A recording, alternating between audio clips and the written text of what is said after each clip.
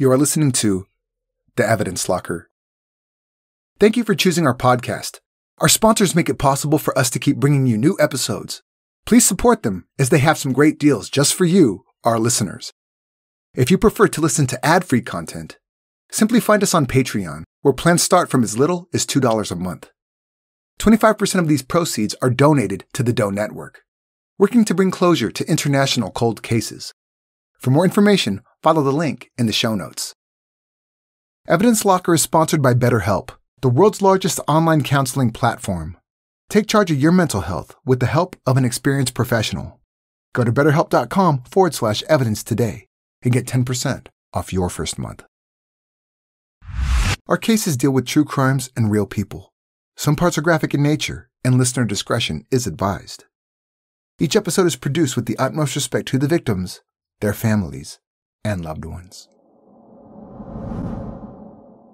Okay, now, you're going to come my way, and when I get you alone, I'm going to cut you into bits so no one will ever find you. Imagine hearing that uttered on the other end of a phone line as you sit at your desk at work. Dorothy Scott heard that along with countless other frightening and threatening sentences while she was sitting at her desk trying to do her job. On a regular basis, the secretary was harassed with mysterious messages from an unknown caller claiming to know her, love her, and sometimes see her. She had no idea who was on the other end of the line. His voice was familiar, but she couldn't pick it out or fully recognize who it may have belonged to. In 1980, caller identification was far away from becoming a reality. She had no way of knowing where the calls were coming from. Unfortunately, it wouldn't end with harassing phone calls. One night, Dorothy drove to the hospital with two friends, one of which had a worrisome mark on his arm. After a typical evening in the ER, consisting of waiting, talking, and reading magazines, the trio was finally ready to leave. But when Dorothy left to go get the car, she would never be seen again. Her friend saw her car peel out of the hospital parking lot and speed down the street. Later that night, her car was found. It was engulfed in flames 10 miles away from the hospital, and Dorothy Scott was nowhere to be seen.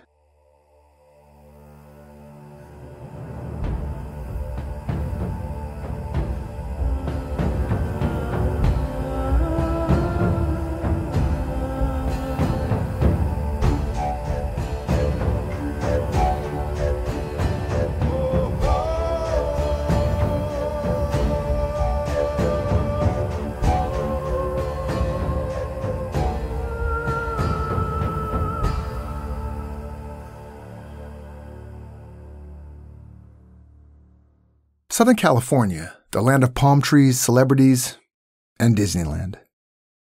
Being surrounded by both mountains, deserts, and ocean makes it one of the most desirable places to live in the country. Home to the California Angels baseball team and the Mighty Ducks hockey team. Locals can go to a Disney park or Knott's Berry Farm on any given weekend.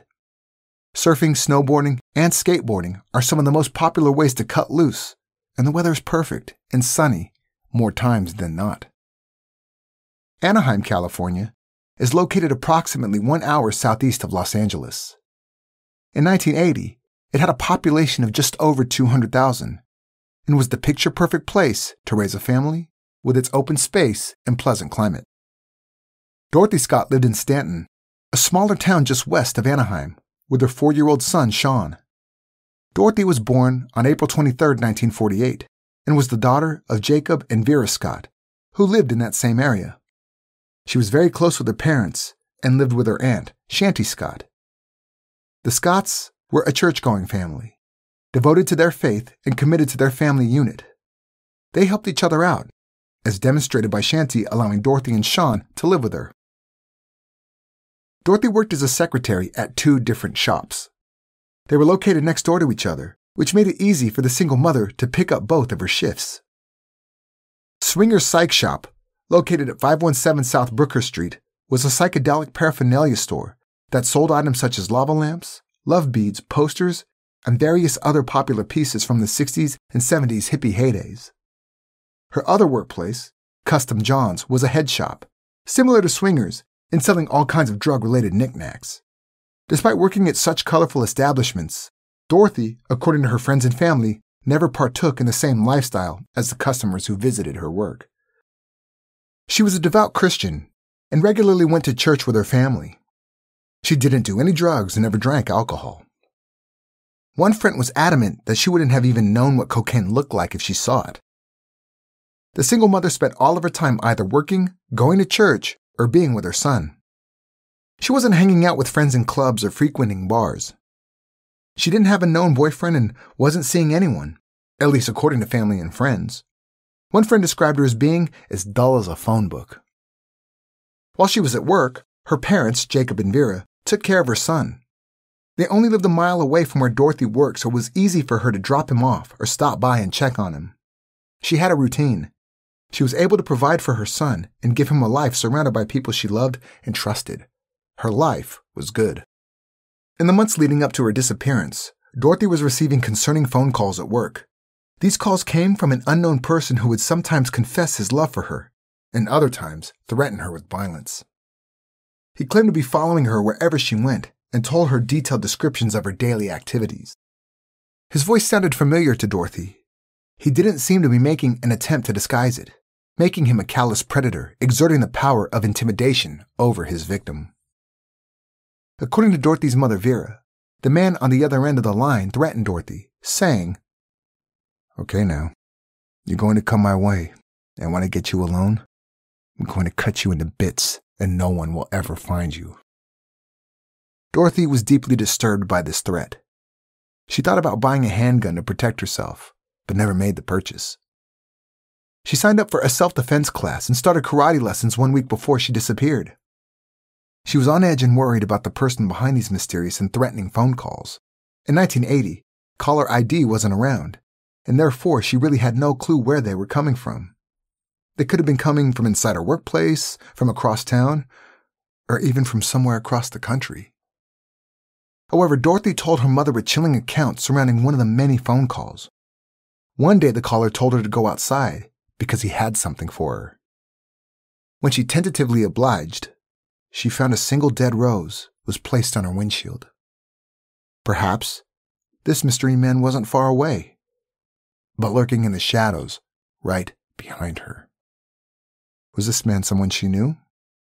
Was this someone her family would have known? We'll take a quick break for a word from our advertisers.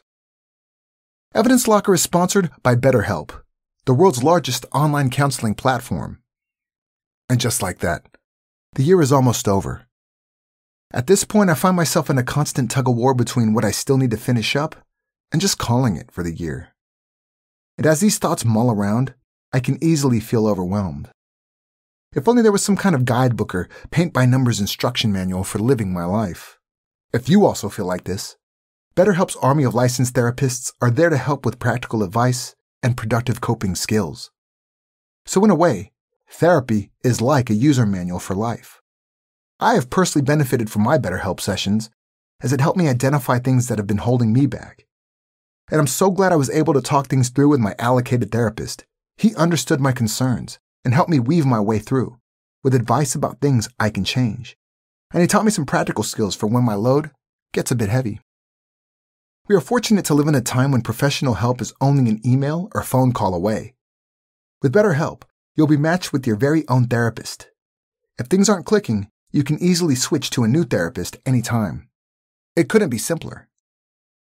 Because BetterHelp offers online counseling, you can talk to your therapist anywhere, anytime.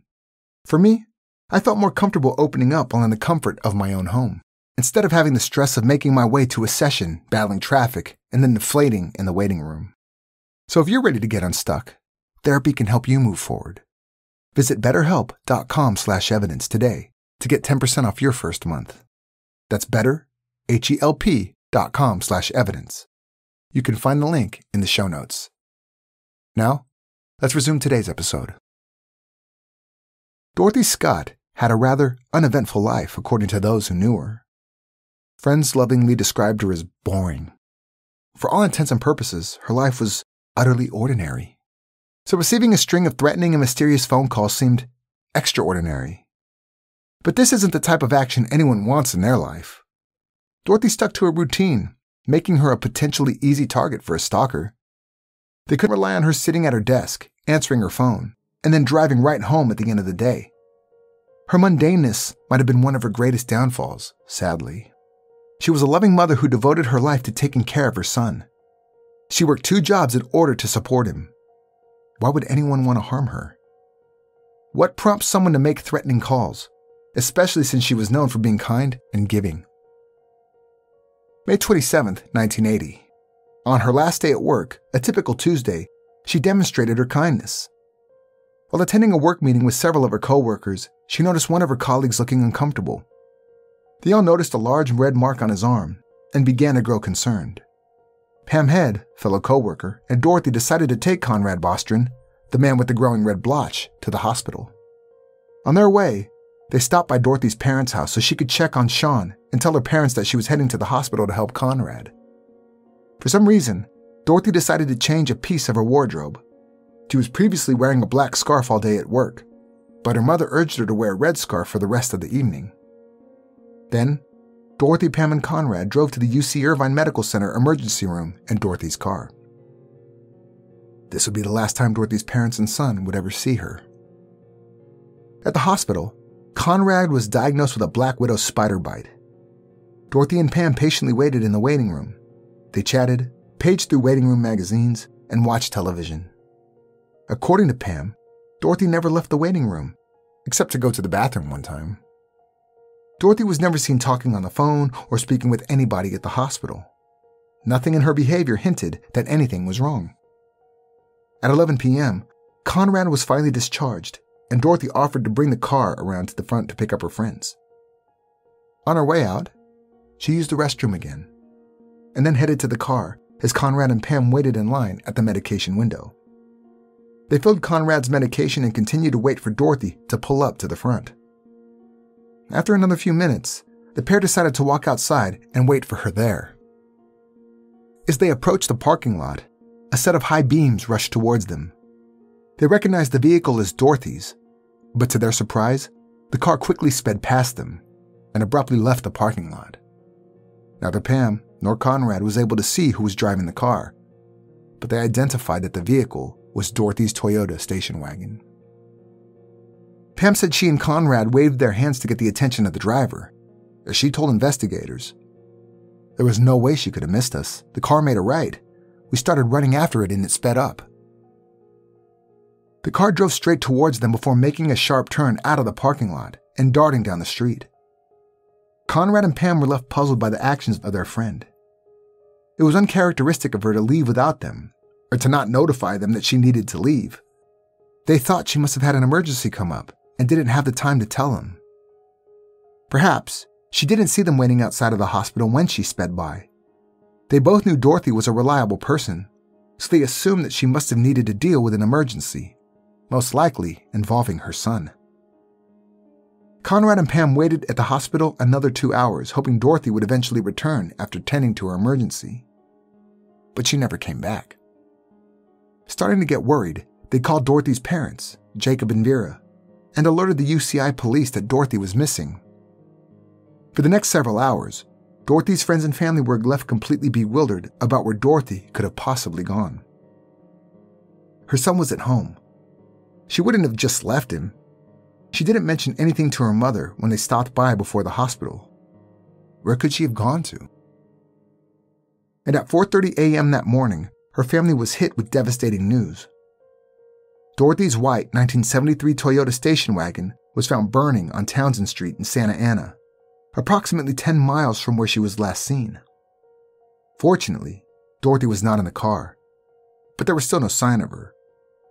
Her family knew she was in trouble. Since nobody was found at the scene of the car burning, the case appeared to be an abduction and was investigated as such. A week after Dorothy was last seen, the phone rang at Jacob and Vera's house. Vera picked it up. On the other end of the line, a voice asked, "Are you related to Dorothy Scott?" Vera responded yes. The caller then said, "I've got her," before promptly hanging up. She immediately called the police. They told a worried couple not to release any details about Dorothy's disappearance or call the media. This was an attempt to gain the upper hand should the abductor reach out again. The hope was that he would call to make a ransom or maybe even release her somewhere if they were lucky. They also hoped the silence would help them steer clear of any false confessions. But a week went by, and no progress was made. Dorothy was still nowhere to be found. The police looked into sex offenders in the area, but came up short, finding no concrete leads. Staying silent wasn't easy, especially when your daughter is missing, and no one knew about it. What if someone saw her but didn't know she was missing? The instinct in a missing persons case is to put up flyers, broadcast it on radio, TV, shout it from the mountaintops. Her father couldn't simply sit back and wait to see if the police's plan would work. Every moment without knowing where his daughter was torture. Unable to remain silent, a week after that phone call, Jacob contacted the Santa Ana Orange County Register out of desperation. The Register ran a story about Dorothy's case on June 12, 1980. The article omitted key details regarding Dorothy's wardrobe and whereabouts the night she went missing. There was no mention of her being at UCI Medical Center with two co-workers or the nature of their visit. The same day the story ran, Pat Riley, the managing editor of the Register, received a call. The anonymous caller was a man claiming to be the person who had kidnapped and killed Dorothy Scott. According to Riley, the caller said he met Miss Scott at the medical center and asked her about another man. He said she denied being involved with any other man, but he insisted she was. He indicated to Riley that he had pictures to prove his claim. The man reportedly said that Dorothy was his love, but that he had killed her. The caller explained why, in a matter-of-fact manner. I caught her cheating with another man. She denied having someone else, so I killed her. The caller somehow knew details about Dorothy's last night. He knew about Conrad's spider bite and that Dorothy was wearing a red scarf. Both of those clues would indicate that the caller saw Dorothy sometime after stopping by her parents' house, on the way to the hospital. Neither of those details were published in the paper, which made the managing editor and Dorothy's family believe that the caller was not bluffing. The Los Angeles Times featured a story on Dorothy's case on June 14, 1980, 3 days after the Orange County Register received that call. According to that article, the man on the phone claimed to be a betrayed lover who killed her. Police now believe that she may be dead, the article stated, expressing the bleak outlook on the single mother's fate. According to the caller, he spoke with Dorothy while she was at the hospital. However, Pam insists she never saw Dorothy talk on the phone that night, nor did she speak to anyone in person. They were together in that waiting room all evening. Dorothy went to the bathroom one time, but did not behave in a way that would indicate she was hiding anything, either before going to the bathroom or after. If she received a phone call while at the hospital, it would have had to have been on the payphone. Of course, cell phones did not exist at the time, and so in order to take a call at a location, the caller needed to know that that person was there. Did someone know she was at the hospital? Or was the kidnapper inside the hospital watching Pam and Dorothy as they waited for their friend? Jacob Scott said that his daughter worked from morning to evening, and that while Dorothy may have gone on an occasional date, she had no regular boyfriend that the family was aware of. Co-workers and friends confirmed that Dorothy was a hard-working homebody who divided her time primarily between work and caring for her son. Her family is adamant that there was no love interest in Dorothy's life at the time of her disappearance. But there's no way of knowing that for sure. She did have relationships in her past, most notably with the father of her child. Dennis Terry and Dorothy dated in the 70s, and they had a son together in 1976. But Dennis Terry no longer lived in the same area as Dorothy. He was living across the country in Missouri at the time of her disappearance, and was quickly ruled out as the perpetrator due to the broad distance between him and the event of the crime. He had visited Dorothy and their son Sean a few days before she disappeared. He called her from Missouri on the same day she went missing. Dorothy's father recalled calling Dennis later that evening and him answering it, indicating that he was all the way back home in Missouri at the time of the crime. There was no connection. Her co-workers were questioned by the police, but no answers came to fruition. She wasn't particularly close to many people, and there seemed to be no motivation for anyone in her life to go to such extreme lengths. It would be impossible to question every customer that came into either of the shops where she worked. But even if they did, Dorothy wasn't front and center at work. She worked the back desk and was rarely seen by customers. Most people who ventured into the Swinger Psych Shop or Custom John's Head Shop had no idea Dorothy was even sitting at her desk in the back. She wasn't the face of either shop, and she was not in contact with customers on a daily basis. This narrowed the list of suspects down for police, but it also made the case more mysterious. There wasn't a lot of people to turn to for investigation. Chief Michael Michelle of the UCI police told the Los Angeles Times that he had little hope Dorothy was still alive. Referring to Jacob and Vera, he said, "They're probably reaching the point that we have reached, that we probably won't find her alive. There's always a glimmer of hope, but it isn't very bright." According to one source, Jacob and Vera consulted a psychic to help them find their daughter. After that psychic failed to produce any advancement, they consulted another one.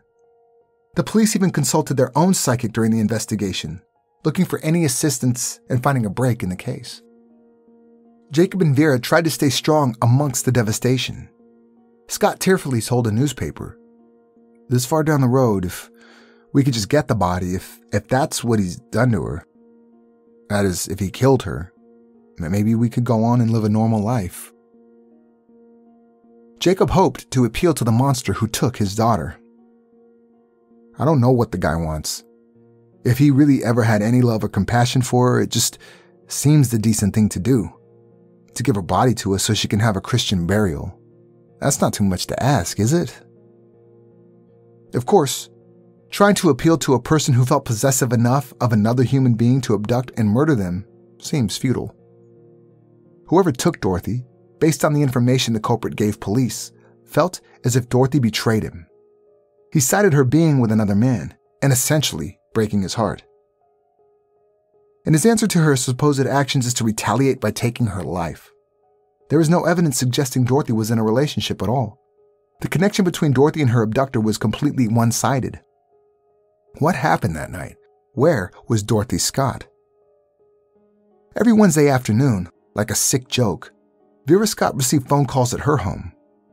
Jacob was at work, but Vera was home being a victim to these devastating reminders of her daughter's unsolved disappearance. All the calls came from the same man, presumably the same man who called the local reporter. His voice was soft-spoken and hidden underneath a disguise. Interestingly, Dorothy never described her mysterious caller as having a disguised voice. Why would he differentiate between Dorothy and Vera? Is it because Vera knew him and he didn't want her to recognize him? This is, of course, a mere speculation, but it certainly is a curious point. He would constantly ask Vera if Dorothy was home, knowing full well that she would never be home again. He sometimes told Vera that he killed her daughter. For 4 long years, the Scotts were harassed and plagued by these awful phone calls. Police planted a recording device in the Scott house and recorded all of the conversations between Vera and the suspected abductor. But the voice-altering device meant that no one recognized the caller's voice. Police were unable to trace the calls to a specific location because they were so short and the technology wasn't within reach during this time. In the 1960s, caller ID was utilized in telecommunications and was tested in the 1970s. By the late 1980s, caller ID had only just been made public, and various communication companies provided their customers with caller ID for landlines. At the time, Dorothy and then her mother Vera were receiving calls. Caller ID wasn't a realistic technology for everyday citizens. A New York Times article dated February 11, 1990, showcases the controversy of caller ID. Headlined with "Caller ID Stirs Debate on Phone Privacy," the article quotes Director of Media Relations for New Jersey Bell, Peter J. Vertimilia, saying, "We perceive it as the best technology for thwarting obscene and threatening and harassing phone calls." He further emphasizes the use of technology to allow reports of intrusive or threatening callers to be called in to police. If Dorothy had caller ID on her work phone, or if Jacob and Vera Scott had caller ID for their landline, would the police have been able to find out who was making the calls? The last call was made in April of 1984. 2 months later, human remains were found on Santa Ana Canyon Road, not too far from where she was last seen. A Mako construction company foreman named Jesse Loza found a skeleton around 7:15 in the morning on August 6, 1984. He and his crew were preparing to lay pipe for Pacific Bell telephone lines. The remains were only partially submerged in dirt and buried beneath dog bones. The remains included a skull, pelvis, arm, and 2 thigh bones. It was an incomplete skeleton. At first, the coroner, Richard Rodriguez, thought that a woman must have been walking her dog when something terrible happened to them both. The cause of death was deemed questionable until they concluded no relation between the human bones and the dog bones. With the skeletal remains, police found a turquoise ring and a watch. The watch, eerily enough, stopped at 12:30 a.m., May 29, 1980, the night Dorothy disappeared. Dorothy's mother, Vera, identified the turquoise ring as her daughter's, and within a week, dental records would conclude that the human remains did in fact belong to a 32-year-old Dorothy Scott. A devastating blow for her family and friends. Any hope that Dorothy was still alive was swiftly extinguished. Despite the years, her family held on to the idea that she might still have been alive. After finding her remains, the only comfort they were given was the fact that they had the opportunity to lay her to rest. Experts were unable to determine the exact cause of her death. The bones were charred, which did offer a small clue. The charring on the bones indicated that they had been there for at least 2 years. In 1982, a fire swept through the area. The bones were apparently there at the time, as indicated by the char marks. The respite from the calls didn't last long. Dorothy's brother Alan was at his parents' house when they were dealing with funeral arrangements for their daughter. While at home, there were 2 phone calls, both from the murderer, asking again tauntingly if Dorothy was home. On August 22, 1984, Dorothy's family held a memorial service for her at Forest Lawn, where she was laid to rest. Dorothy's other brother, Jim, gave a beautiful eulogy. To me, she exemplified the word give. She'd just give and give and give, no matter what it cost her. She spent her last hours giving and being concerned about others. On her last day, she exemplified the giving spirit by helping out a friend, by taking him to the hospital and dutifully waiting while he was being treated. While one cannot possibly know everything that's going on in someone's life, Dorothy's routine did not allow for much time alone. Her parents claimed that their daughter wasn't dating anybody or never went out. However, it is hard to take that as the definitive truth. People keep secrets, and Dorothy may have had some, even from her parents. She might have had a relationship that went bad, and she was afraid to talk about it. She might have met someone who became obsessed with her, but could have been too embarrassed to talk to people about that. He may have been waiting for her in the parking lot, and when she arrived at her car, he knocked her unconscious, or forced her into the back seat of the car, driving away and passing her 2 friends. They didn't see who was driving, and most likely it was the killer. Was she already dead? Was she tied up in the back seat? Was she drugged? Did she leave willingly? Was she lied to? Perhaps she thought her son was in danger, so she left. There could have been a note on the car threatening a member of her family, causing her to leave abruptly. Or maybe she was stopped. Or he was hiding in the back seat as she quickly left, but made himself known along the way. Her father, Jacob Scott, commented, "Dorothy would never leave anybody like that at the hospital. If she took them there, she would not leave them. She would take them back even if she had something to do. She would take them back, or take them with her.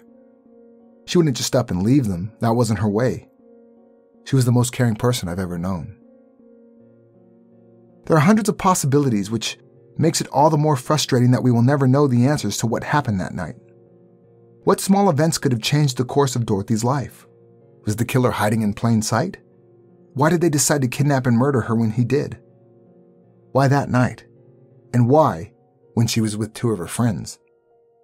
Although the investigation provided some closure when Dorothy's body was found in 1984, it still remains unsolved. Her murderer has never been caught, and his identity has never been verified. The police and Scott family never really had any decent suspects. Every lead they followed up turned empty. Investigators do believe in the connection between the caller and the killer, but there is no way to definitively prove that they are the same person. Jacob Scott died in 1994, on Dorothy's birthday. Vera died 8 years later in 2002. They both died never knowing what happened to their daughter. Plagued by horrific phone calls and unanswered questions, the Scott family mourned the death of a daughter, sister, mother, and friend. According to one source, Dorothy's son Sean gave an interview in 2017, shedding a little more light on a possible suspect. He named Mike Butler, the brother of one of Dorothy's co-workers. Those that knew both Dorothy and Mike claimed he had an obsession with her. Sean only became aware of Mike years later through one of his mother's friends in Missouri. Mike Butler was known to be unstable and even involved in cult activities. Some people theorize that the dog bones buried over Dorothy could be connected to animal sacrifice or the occult. But that seems to be a bit of a stretch. Dorothy's father, Jacob, was the previous owner of one of the shops where she worked. And he was familiar with the place and he knew most of the people who worked in the shop. If Mike came in the shop to visit his sister and spend time with Dorothy and other people in the shop, perhaps Jacob knew Mike. And maybe that was the reason the caller disguised his voice when he spoke with Vera. Maybe she did know him. Law enforcement knew of him during the time of their investigation, but were unable to gather any evidence that connected him to the crime. There was no indication that his name was brought up again when Dorothy's remains were found. Mike passed away in 2014. Could he have been involved?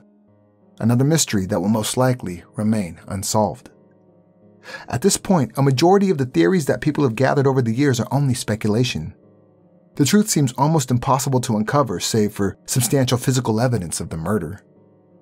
Dorothy Scott was only 32 years old. Her 4-year-old son was forced to grow up without his devoted and loving mother. Vera didn't change their home phone number in hopes that her daughter's abductor would call and allow them to speak to her. Jacob and Vera Scott remained fairly quiet about their daughter. They didn't conduct interviews or go on national television in the aftermath of their tragedy. They tried to move on after Dorothy's body was found, as they were able to say goodbye to their daughter, who was gone far too soon. As Jacob Scott said, "We've buried the grief. Now we're going to start living like people ought to." There isn't much information about the Scott family. Despite living with extraordinary circumstances and being thrust into the Southern California spotlight for that brief period in 1980, and again in 1984, they lived a quiet life. Like their daughter, known for being quiet and introverted, they seemingly embodied her spirit until the end of their lives. We'd like to thank Evidence Locker sponsors BetterHelp. Get unstuck. Visit betterhelp.com/evidence today to get 10% off your first month. That's betterhelp.com/evidence. If you'd like to read more about this case, have a look at the resources used for this episode in the show notes. Also, visit us on social media to see more about today's case. We're on Facebook, Instagram, and Twitter. You can also check out our channel on YouTube. If you like what we do here at Evidence Locker, subscribe in Apple Podcast or wherever you are listening right now, and kindly leave a 5-star review. This was the Evidence Locker. Thank you for listening.